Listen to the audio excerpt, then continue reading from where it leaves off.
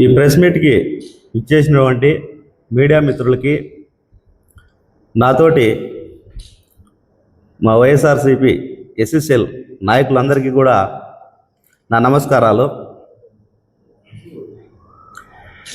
నిన్నటి దినం అనంతపురం అర్బన్ తెలుగుదేశం ఆఫీస్లో తెలుగుదేశం నాయకులు, అంటే తెలుగుదేశం జిల్లా అధ్యక్షులు పూలనాగరాజు కానీ, తర్వాత మన సింగనమల నియోజకవర్గం సోదరి బండారు శ్రావణి గారి వీళ్ళకు మతి భ్రమించి పోస్టర్లు రిలీజ్ చేశారో లేదో నాకు తెలియదు, కానీ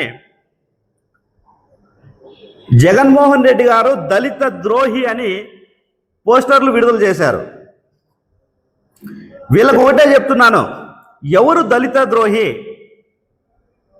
నా దళితుడు అని హక్కున చేర్చుకొని దళితులను ఆర్థికంగా కానీ రాజకీయంగా కానీ బలంగా నిలదొక్కునే విధంగా చేసిన నాయకుడు జగన్మోహన్ రెడ్డి.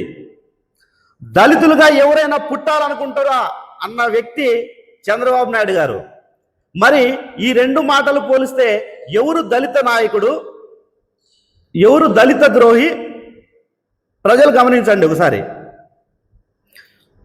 అమ్మ ఎమ్మెల్యే గారు, మీరు దళిత ఆడబిడ్డ, మిమ్మల్ని కొన్ని అడుగుతాం రాజకీయంగానే. మీ చంద్రబాబు నాయుడుకు మీరు ఎంత మాత్రం పొగిడినా కూడా మిమ్మల్ని దళితులుగానే చూస్తాడు తప్ప వాళ్ళ కుటుంబ సభ్యులని మాత్రం మిమ్మల్ని చూడడు. ఇది వాస్తవం. ఎందుకంటే ఆయన రక్తంలోనే లేదు దళితులు మనుషులు అనేది. ఆయన దళితులు బ్లడ్ రెడ్ కలర్లో ఉంటుంది, ఆయన బ్లడ్ మాత్రం పసుపు కలర్లో ఉంటుంది. ఆయన మాట అంతే, ఆయన దళితుల పట్ల చూపిస్తున్న ప్రేమ అభిమానాలు కూడా ఆ విధంగానే ఉంటాయి.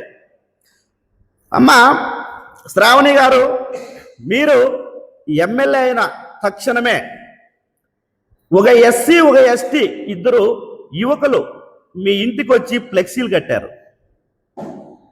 ఆ ఫ్లెక్సీలు కట్టే సందర్భంలో వాళ్ళు కూడా మన దళితులే, నువ్వు దళిత ఆడబిడ్డవే. ఆ ఫ్లెక్సీలు కట్టే సందర్భంలో ఇద్దరు కరెంటు షాక్ కొట్టి చనిపోయారు. ఈరోజు వాళ్ళ ఫ్యామిలీ రోడ్డును పడింది. మరి వాళ్ళ గురించి ఏమైనా పట్టించుకున్నావా?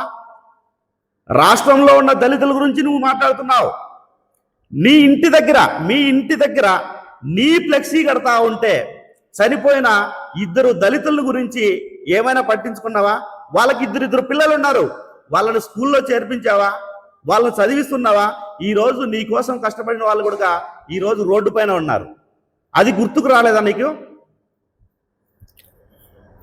ఇదే గాలదిన్నె మండలంలో ఎవరు నీ కోసం కష్టపడి నీ ఎలక్షన్కు ఏజెంట్ కూర్చొని కనంపల్లి ప్రసాద్, వాళ్ళ కుటుంబం అంతా కూడా, వాళ్ళ తాతలు కానీ వాళ్ళ నాన్న కానీ అందరూ కూడా టీడీపీకి పనిచేసిన వాళ్ళే.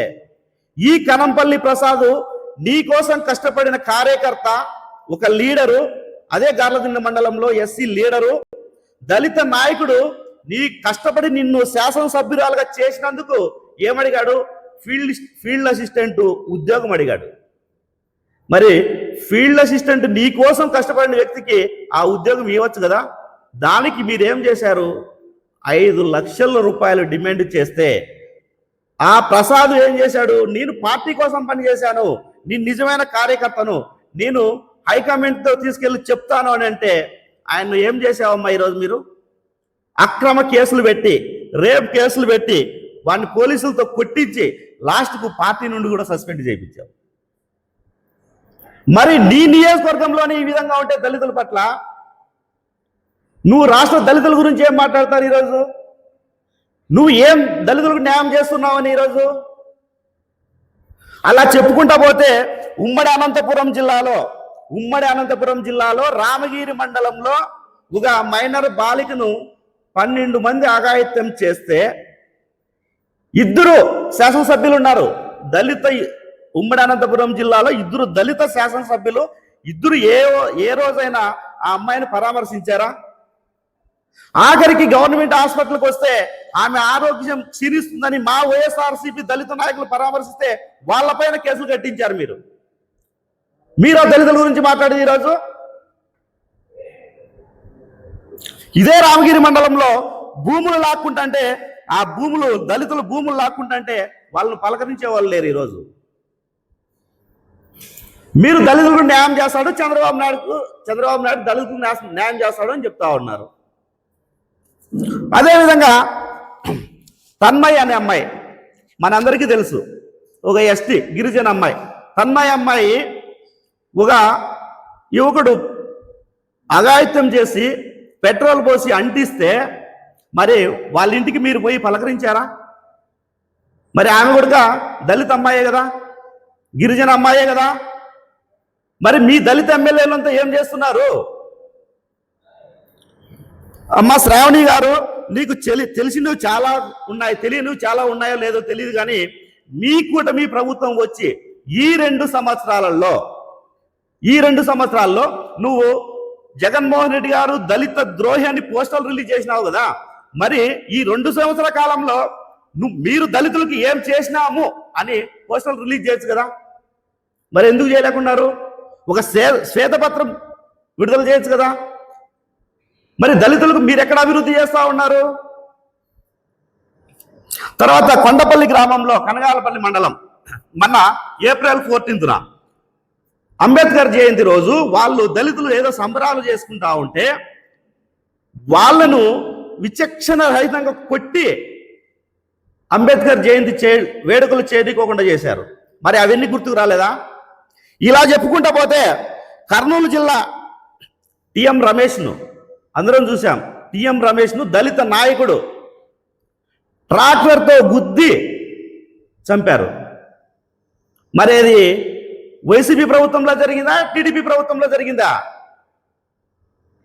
తర్వాత మందా సాల్మాన్, గుంటూరు జిల్లాలో మందా సాల్మాన్ను ఎలక్షన్ అయిపోతామన్నట్లే గ్రామ బహిష్కరణ చేశారు. బయటికి వెళ్ళాడు, నెల రోజులు బయట ఉన్నాడు, ఇంటికి రాకోకుండా. వాళ్ళ భార్యకు ఆరోగ్యం బాగాలేదని చెప్తే ఒక్కసారి రాత్రిపూట